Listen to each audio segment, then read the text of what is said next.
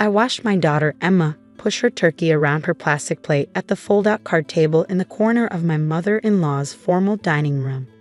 Around the main table, Victoria Harrison held court with her usual collection of executives and their properly ambitious children. Of course, my grandson Bradley is already interviewing for summer internships, Victoria announced loudly enough to carry, following the proper path, unlike some who waste their time with artistic pursuits. Emma hunched lower over her plate, her long dark hair hiding her face. At 16, she was already an accomplished digital artist, her work gaining attention in online galleries. But to Victoria, anything that didn't involve a business degree and a corner office was beneath the family name. Emily, Victoria called out, deliberately using the wrong name as always. Do stop slouching at that children's table, though I suppose that's where those who reject their proper responsibilities belong. Bradley, 17 and already wearing his father's corporate smirk, snickered from his prime position at the main table. At least she's not showing everyone her little drawings today. They're digital animations, Emma muttered, but only I heard her. Victoria tapped her crystal wine glass, drawing everyone's attention. As we give thanks today, I'm particularly grateful that our family business remains strong despite recent setbacks. By setbacks, she meant my husband Michael's death 6 months ago. As if losing her father were just an inconvenient business interruption for Emma.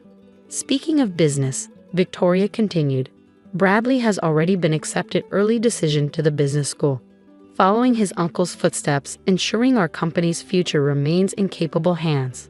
I touched the envelope in my jacket pocket, containing the documents Michael's lawyers had finally processed, the ones detailing exactly whose hands would be guiding the company's future. Perhaps, Victoria's voice dripped honey-coated venom. We should discuss finding Emma some sort of suitable position. Filing perhaps. Something appropriate for her. Limited aspirations. Emma's shoulders tensed. They didn't know about her acceptance into the prestigious digital arts program or the animation she created that had caught the attention of major studios. Victoria had refused to attend any of Emma's art shows or competitions, claiming they were embarrassingly amateur. Actually, I started, but Victoria steamrolled on. Michael always understood the importance of proper business acumen, she declared. He'd be so disappointed to see his daughter throwing away her heritage on childish drawings. The irony of her words made my hand clench around my fork. Michael had specifically chosen Emma as his successor because of her creative vision, not to spite it. He had seen how digital media was transforming the advertising world. Dad loved my art, Emma said quietly, finally looking up. He said innovation comes from seeing things differently. Victoria's perfectly lined lips twisted. Your father was being kind, dear. He understood that some people simply aren't cut out for real business leadership. The executives around the table shifted uncomfortably, but none dared contradict Victoria. She had ruled the company's social hierarchy with an iron fist since her husband's death 15 years ago. Tell me, Bradley, Victoria turned to her grandson. How are your plans coming for modernizing our digital division? Bradley straightened his prep school tie. I've been studying the traditional methods, which are outdated, Emma interrupted, surprising everyone. The entire industry is shifting to immersive digital experiences and personalized content delivery. The silence that fell over the dining room was absolute. Did you actually speak out of turn? Victoria's voice could have frozen hell. From the children's table, no less. I decided it was time. Standing slowly, I withdrew the documents from my jacket. Emma, I said clearly, why don't you take your rightful seat, the one at the head of the table? Victoria's knife clattered against her fine china. What nonsense are you spouting? Michael's final business decision, I replied, spreading the papers between the crystal and silver. Emma is the new CEO, effective as of this morning. All voting shares and executive authority have been transferred to her, with me as advisor until she turns 21. The shocked silence that followed was broken only by Bradley's choked cough. Impossible, Victoria whispered, but her hands shook as she reached for the documents. Michael would never. Would never what? I asked quietly. Choose the daughter who inherited his creative vision. The one who understands where advertising is actually heading instead of clinging to outdated methods. Victoria's reading glasses trembled as she scanned the legal documents, her face growing paler with each paragraph. Around the table, The executives who had been so quick to laugh at Emma's childish drawings suddenly found their plates fascinating. This is, Victoria sputtered. Completely legal and binding, I finished. Every share, every vote, every executive decision now requires Emma's approval, including the budget for your redecorating projects, Victoria. Bradley's father, Richard, cleared his throat. Surely we can reach some arrangement. Bradley's been training for this position since he could walk. I raised an eyebrow. Tell me, has he created any successful advertising campaigns? Does he understand how modern consumers interact with digital media? He understands proper business protocols. Victoria snapped. Emma stood quietly, picking up her tablet from beside her plastic plate. Would you like to see the holiday campaign I designed, Grandma? The one Dad approved before he died. Without waiting for a response, she projected her work onto the dining room's wall. The executives gasped as a stunning digital animation filled the space, a campaign that seamlessly blended traditional values with cutting-edge technology. Michael signed off on this, one of the board members whispered. It's revolutionary. Of course he did, I smiled. He knew exactly who should lead the company into the future. While some people were forcing his daughter to eat turkey off paper plates, he was teaching her everything she needed to know. Victoria's hand clenched around her wine glass. The board meeting on Monday will be Emma's first official act as CEO, I cut in. I believe the first item on the agenda is reviewing all executive compensation packages, including certain unauthorized personal expenses. The color drained from Victoria's face. Those personal expenses, charged to the company for decades, would not stand up to serious scrutiny. You can't expect me to report to a child, she hissed. Emma calmly switched her presentation to another screen, this one showing analytics and market research. Actually, Grandma, I've been running our social media campaigns anonymously for the past year. The ones you called surprisingly effective last quarter. Bradley's fork clattered to his plate.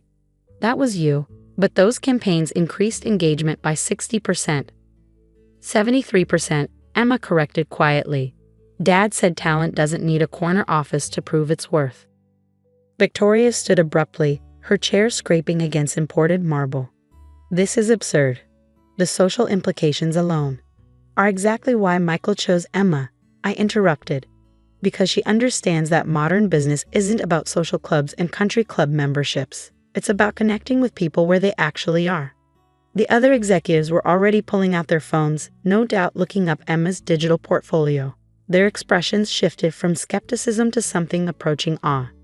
The Silverlight campaign, one whispered. That was you. Emma nodded.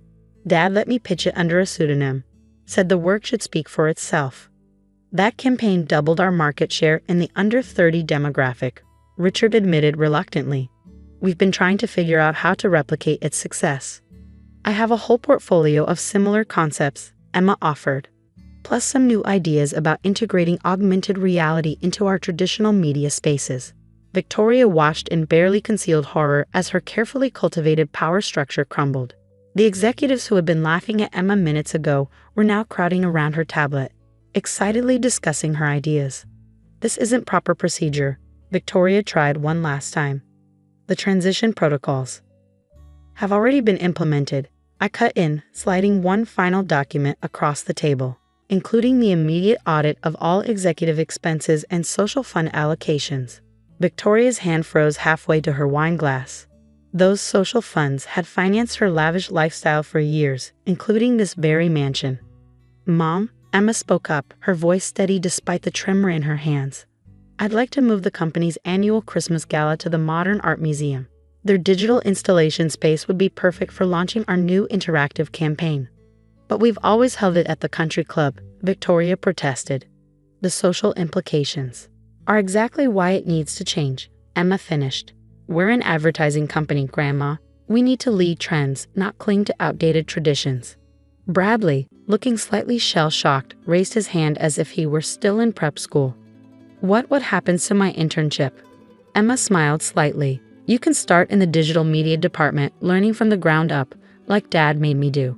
Plastic plates and all. The simple justice of it brought tears to my eyes.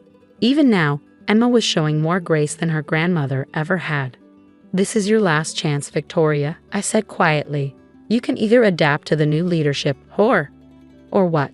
She demanded, but her voice lacked its usual authority. Or you can explain to your country club friends why you're no longer invited to board meetings, Emma answered. Dad said sometimes the hardest part of business is knowing when to step aside. Victoria gathered her designer purse with shaking hands. The shareholders have already been notified, I smiled. They're particularly interested in Emma's plans for expanding our digital presence, something about her previous campaigns showing extraordinary market insight. As Victoria stormed out of her own dining room, Emma turned to the remaining executives. I'd like to begin individual meetings with each department next week. Dad left notes about where we need to modernize. The transformation was remarkable. The same people who had relegated her to the children's table were now scheduling meetings, pulling up proposals on their phones, eager to impress their new CEO. And Grandma's table? Bradley asked hesitantly, eyeing the expensive furniture. Emma ran her hand along the polished wood. We'll donate it to the children's hospital.